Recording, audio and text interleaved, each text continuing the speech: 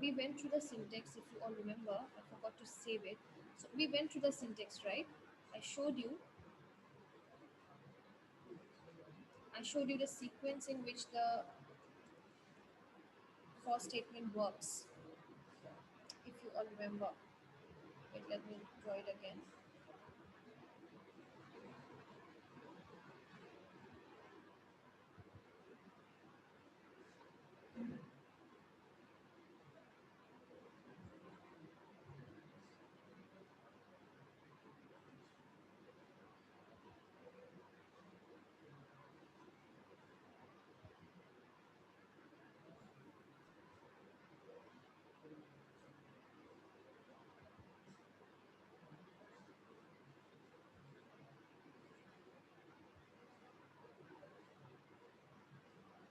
Okay, so this was the sequence in which the for statement works. Okay, so this is how a for statement looks like, as I already explained you the syntax. So you start with the for keyword, then inside the brackets you have three parts. Initialization, where you have to initialize the variable. Okay, you have to set a value for it. From there onwards, okay, the condition will be checked. Then you have a condition, and then you have the increment or decrement operation. Okay, it depends on the logic that you are applying. And then inside, okay, followed by this, we have the body of the for loop. Okay, so inside the body we will have some statements. Okay, so there can be a single statement also, or there can be a block of statements. Okay, set of instructions. So I gave you an example of letting students inside. Okay, so from roll numbers 1 to 50. Okay, if the condition satisfied, then the students will be allowed to enter the classroom. So that was the condition that we used, right? So here I explained that since initialization is to initialize the variable, okay, or the value. So here, suppose roll number is 1. Okay, then we will check for the condition. So what was the condition? Roll number must be less than or equal to 50. So if since rule number 1, so 1 is less than or equal to 52, then what happens? Just follow the sequence. Then this statement block will be executed. Okay, and then next we go to increment the value. Okay, so we have permitted roll number 1 to enter the classroom. Next we go to the increment part. Okay, so now the roll number will be incremented from 1 to 2. Okay, so we are incrementing in terms of 1. So now the roll number will be incremented in terms of 1, so it will be 2. Now we check for the condition. So initialization is done only once. Initialization will be done at the very beginning, and it will be done only once. Okay, and increment is done after the completion of the execution of the statement block. Okay, so once the statement block is executed, after that the increment or decrement is done. Okay, so increment and condition checking. Condition checking and increment or decrement will go on repeating. Okay, so until the condition is satisfied, the statement block will be executed, and increment and decrement will continue. Okay, so everything depends on the condition actually. So now after incrementing, roll number is 2 now. Now we again, since 2 is less than or equal to 50, so we allow the student to come inside the room. So that is the statement block. Again we increment the roll number of the student by 1, so roll number becomes 3 now, and condition, so 3 is less than or equal to 50, right? So again we let the student come inside the room. Again, increment the roll number by 1, it is roll number 4. 4 is less than or equal to 52. Again, so as I said, based on the given condition, okay, I'm explaining this syntax based on the example that I gave you. Yes, I hope you could understand. So until this condition is satisfied, every time the statement block will be executed and the increment and decrement operation will take place. Okay.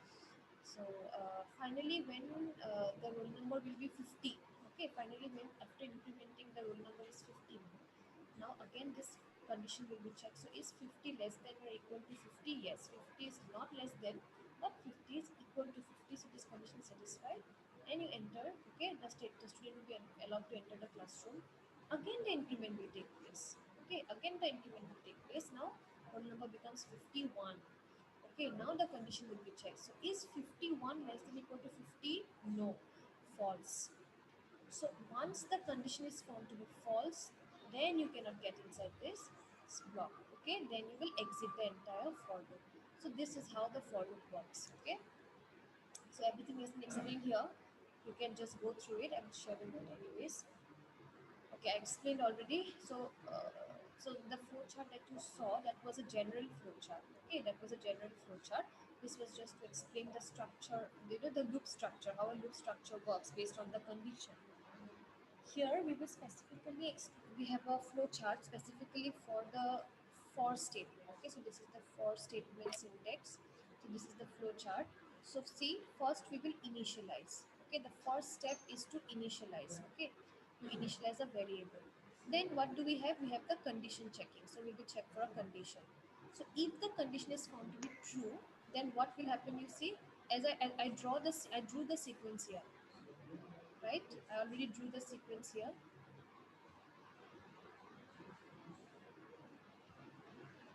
Why can't you hear me? Are the rest of the students facing the same problem? You can't hear me or what?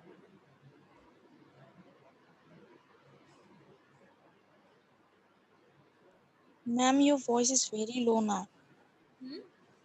এতিয়া ঠিক আছে নে নাই এতিয়া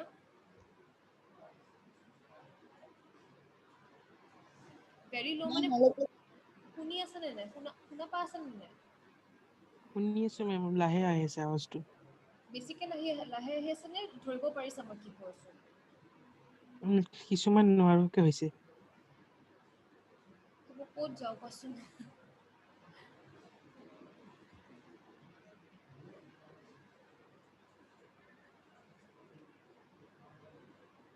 একেবাৰে শুনা নাই নে জাষ্ট ট্ৰাই কৰা টু কোপ আপ একেবাৰে শুনা পোৱা নাই নেকি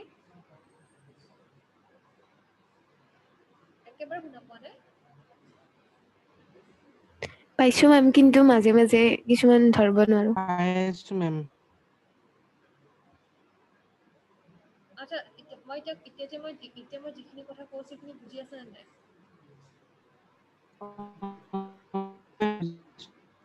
whoever is saying I couldn't get you somebody else please respond what now am I audible to you can you hear me can you hear the words properly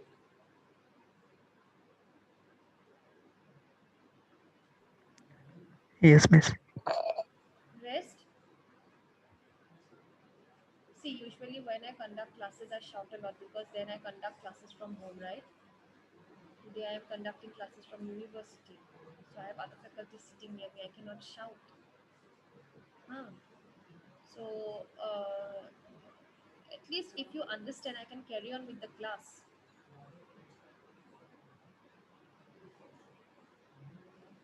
Okay, ma'am.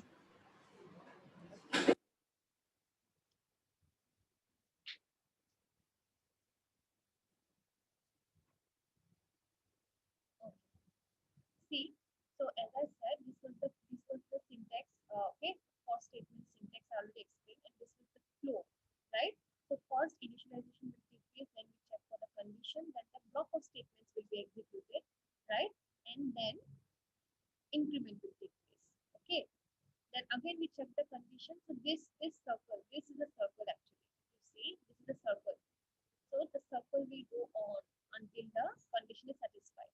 So this type, this in terms of flow chart has been explained here below. Okay, if you can see this, okay. So first initialization will be okay, initialization will be done. Then we have a condition here. Okay, so based on the condition, if the condition is found to be true, then we get inside the block of statements and we execute them. Okay, and then the increment will take place. If you remember, the increment will take place. Okay, so here it is. So a condition is true, you get inside, you execute the statement block, then increment will take place.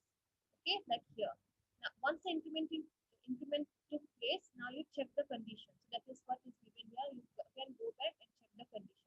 So if the condition is satisfied, you again come inside, again execute this, and increment will take place. So once condition is satisfied, you again come inside, execute it, and increment will take place. So this will continue. Okay, this is the loop structure. This is the loop.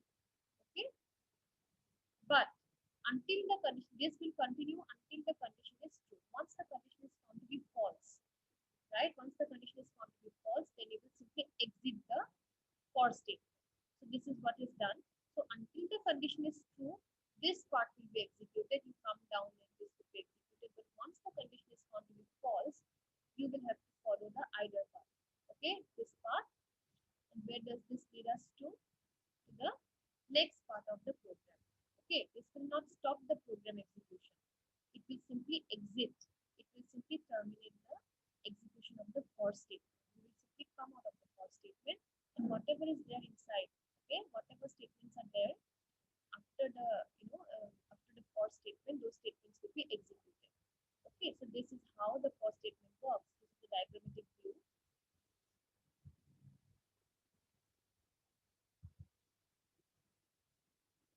Now is it fine? মেম লাষ্টৰ খিনি শুনাই পোৱা নাই কোনখিনি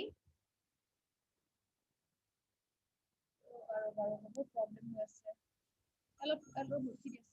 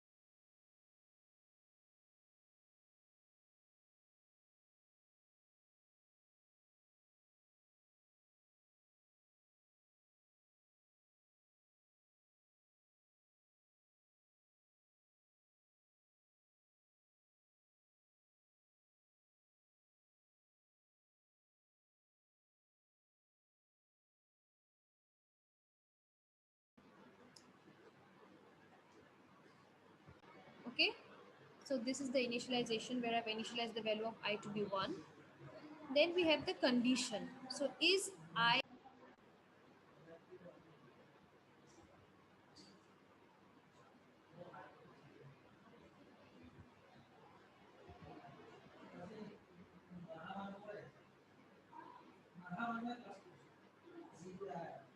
okay see uh, so this is the initialization part, this is the condition part. Okay, so I has been taken to be 1. Now we will check for the condition. Is 1 less than equal to 10?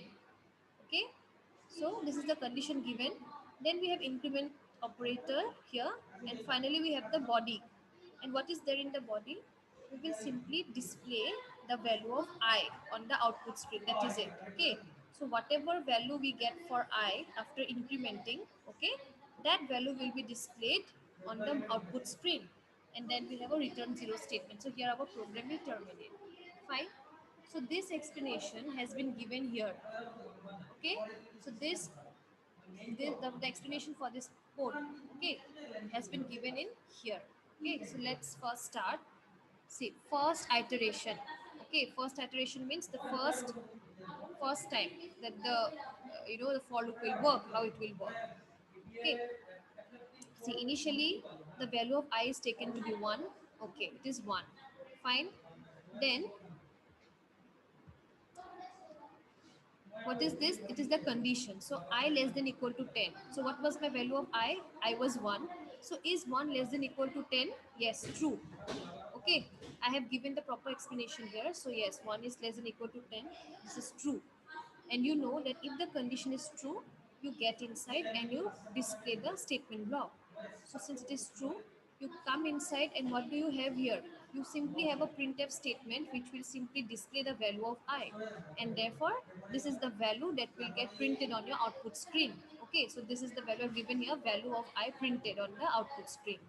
Okay, now after the value is printed, what is the next step? It will increment. The value of I will be incremented by 1. So initially what was my I was 1. Now I will become 2. Okay, so I plus plus will give me 2. Okay, so my first round of iteration is complete. Now I start with the second round. Fine, I start with the second round now. So in my second round, what do I have now? I is 2. Okay, so in my second round, what is the latest updated value of I? I is 2 now. Fine. Again we check for the condition. So after incrementing we will again check for the condition. So is 2 less than equal to 10? That is what has been given here. Is 2 less than 10? Yes, true. So if it is true, you again get inside the block and you display the value of I. Okay, so the value of I gets printed, that is 2 gets printed on the output screen. again you go back and your value of I will be incremented. So what is the value of I now? I becomes 3. Okay, so your second round is also complete. Now you start for the next round, third iteration. So what was the latest value of I? It was 3. Okay, so see I equal to 3. Fine. Now again we check for the condition. Is 3 less than equal to 10? Is 3 less than equal to 10? Yes, true. Okay, again you get inside. Again 3 will be printed. Okay, and again your value will be incremented by 1. So what do you get here? 4. Right? You get a value 4. So this will continue. Okay, this will continue till you get the 10th iteration.